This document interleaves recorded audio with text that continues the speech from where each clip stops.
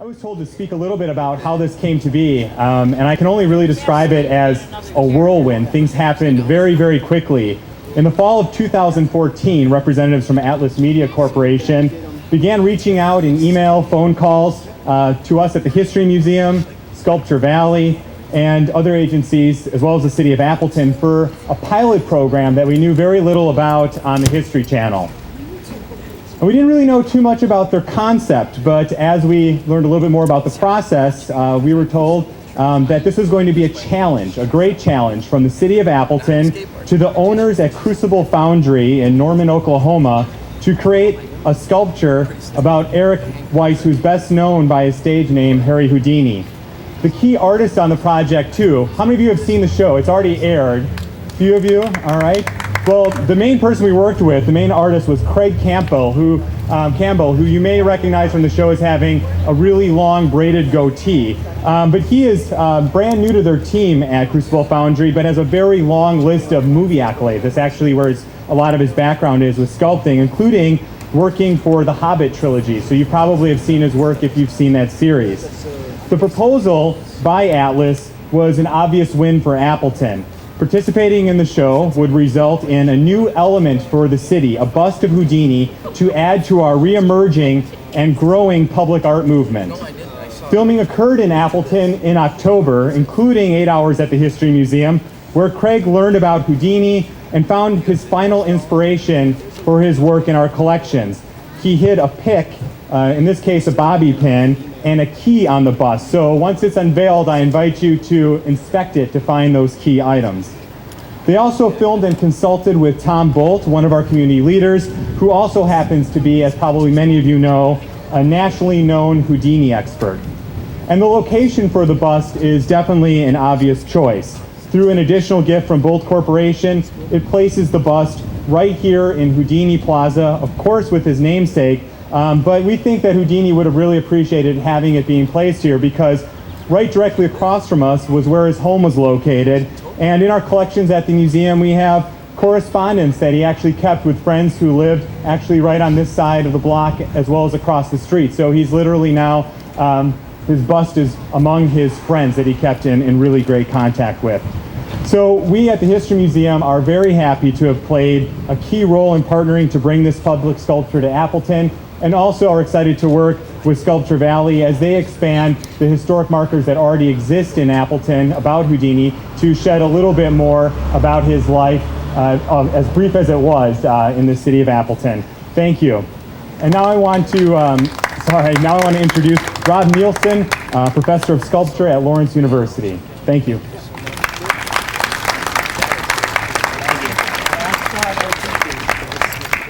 Hi, thanks. I'm an artist and a sculptor, but I'm occasionally called upon to write, and there's something inherently unfair, I think, about asking an artist to write. It's like asking an author to do an interpretive dance about her new novel, you know? So as a result, I find it arduous, the task of writing. And usually what I do is I go to my studio. It involves copious amounts of coffee, lots of pacing back and forth. So while I was preparing these remarks, my wife, Katie, called me and asked if I decided what I was going to talk about. And I told her I was thinking about issuing a public art call to arms, to which she replied, "Oh, good. I was afraid for a moment there you might go over the top." In 2005, former 60 Minutes curmudgeon Andy Rooney did a piece on public art in which he spoke of Richard Serra's infamous tilted art debacle, stating gleefully that it was cut down, chopped into pieces, and put into storage, by which he meant it was left to rust and rot in an open field in New Jersey. He then quips, "Take that, arty art." Why do we sometimes see such hostility toward public art? To me, it's the most democratic and egalitarian of all the visual arts. When done properly, it is art for the people, by the people, and for the people. Sculpture in the public realm gives freely and generously to each of us. We are the public in public art. It offers us a memento of our physicality. It reinforces the truth that we are three-dimensional beings existing in a three-dimensional world. It reminds us that we are of our 25,000-year-long tradition of creating images for ourselves, of ourselves, for our sake, and for no other reason than our big brains seem to like beautiful objects. Public art provides an unrequested and unrequited visual experience. We do not have to seek it out. We don't have to make a purposeful excursion to a gallery or pay an admission to a museum. We simply have to go about our lives, and we are proffered a free but priceless visual experience. With its power to transform space into place, public art helps us to mediate and placate our man-made environment. It reminds us of who we are and what we can accomplish. It recalls to us what we value and reiterates back to ourselves our image of ourselves and what we aspire to be. Public art beckons that creativity makes a difference in our everyday lives, and that collaboration with others is a most worthwhile endeavor. If art is language, then public art is public speech. It appeals to our democratic ideals that culture can and should be approachable but challenging, understandable without being condescending, comprehensible yet comprehensive, discernible and still discerning. Public art commemorates our triumphs and memorializes our losses. It can help honor us and it can help right us if we seem to have gone adrift. It encourages us to remember our history and demands that we recall our humanity. It shows us not just how we have built our civilization, but why we have done so. And all it asks in return is, take care of me. Hose me down occasionally. Every decade or so, tighten my screws or slap a fresh coat of paint on me. Public art affords us so much. In a society dominated by screens and virtual realities, it engenders an increasingly rare opportunity for sincere contemplation of our physical world and our purpose and role therein. And all it asks is that we not ignore it. And even this, it does for our benefit.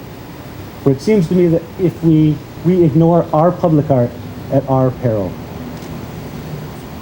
I want to say thanks to everyone who helped bring Harry home and for helping Appleton not ignore her public art. Thank you.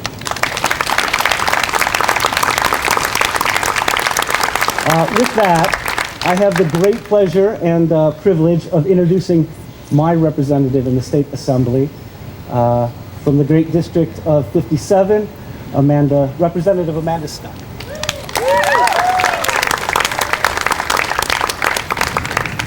Well, the professor just did a really beautiful job of describing why today is so important and why this is such an exciting event.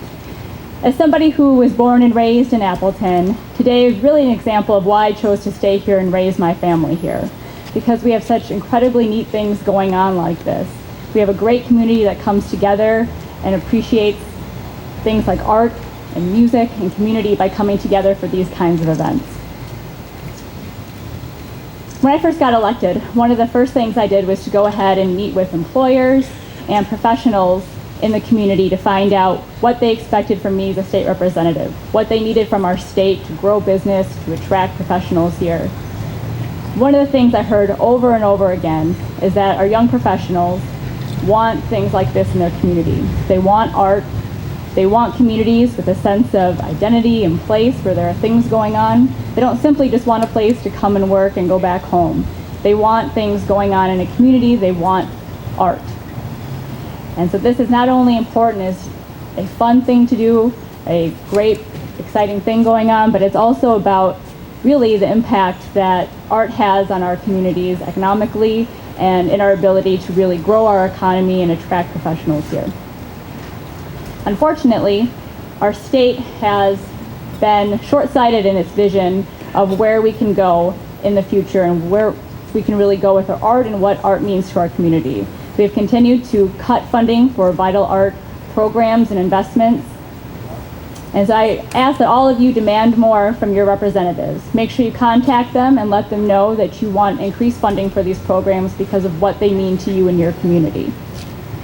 I have the honor of introducing Mayor Hanna, and what I want to say is, while at the state level, I feel we have not been doing our job, the fact is that communities like Appleton and Mayor Hanna have really been taking the lead where we have been lacking. And they really are the ones who are going to be the trendsetters and the example to the rest of our state in showing how important this is in attracting businesses and people here to our state. So, welcome Mayor Hanna.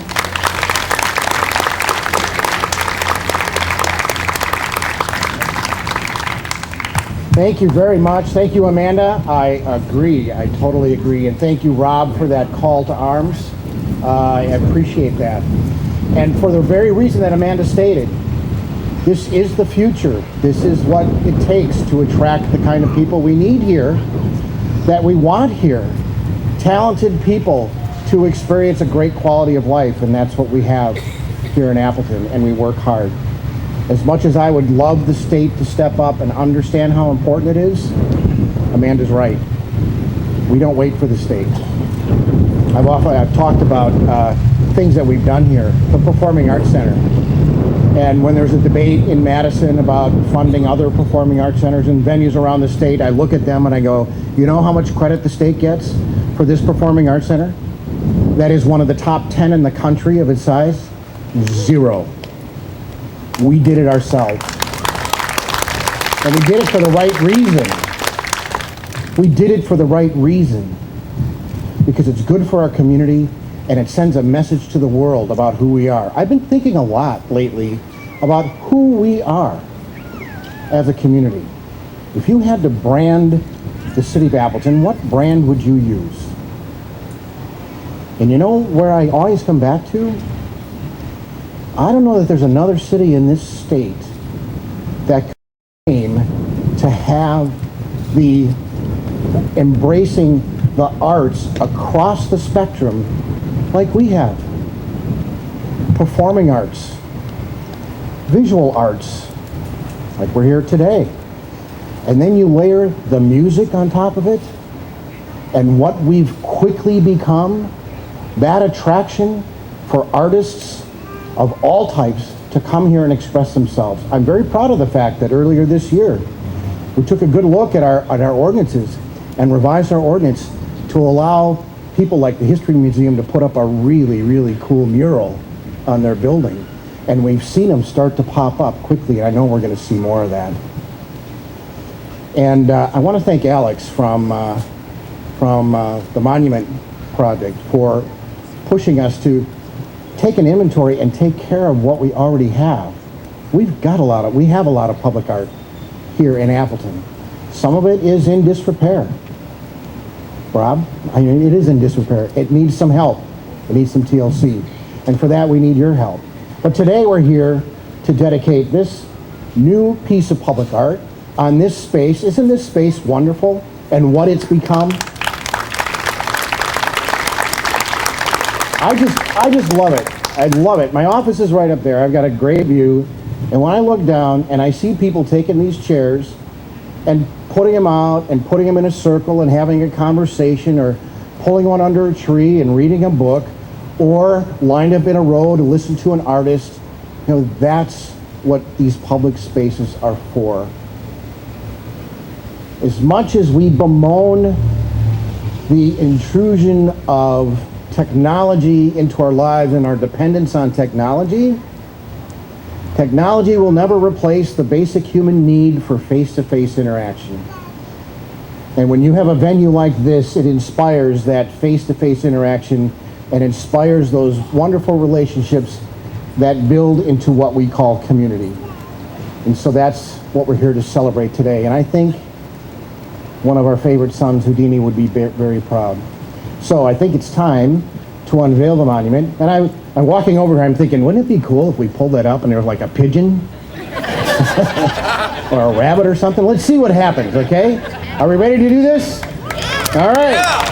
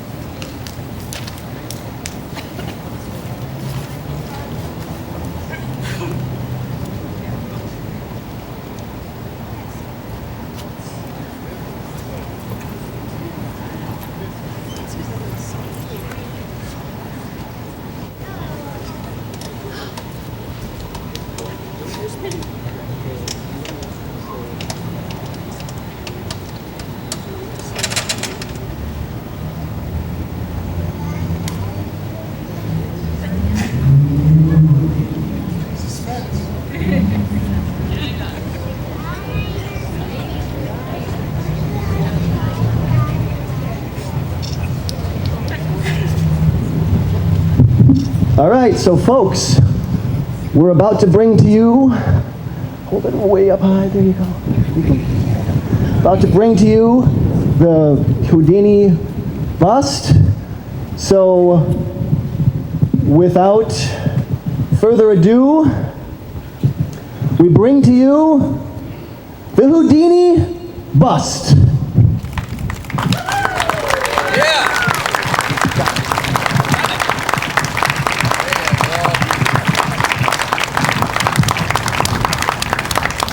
So thanks everybody for coming out. This is an amazing piece, beautiful piece.